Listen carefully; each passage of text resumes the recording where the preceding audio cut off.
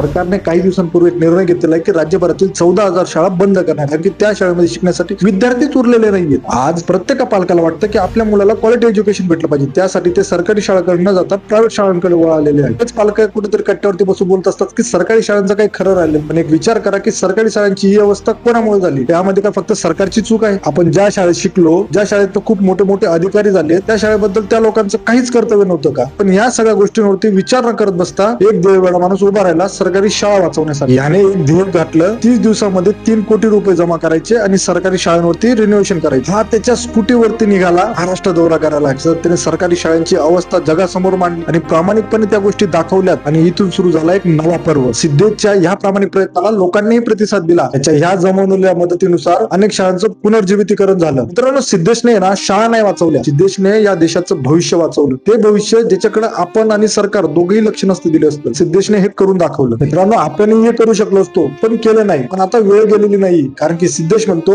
ही एक शेवट नाही तर ही सुरुवात आहे. मित्रांनो, त्याच्या या मिशन मध्ये आपण सगळ्यांनी थोडं का अशी कॉन्ट्रीब्युशन केलं पाहिजे. चला तर आपण पण आपल्या परीने थोडीफार तरी मदत करूयात, कारण की मराठी शाळा वाचली तर मराठी भाषा वाचल. जय हिंद, जय महाराष्ट्र.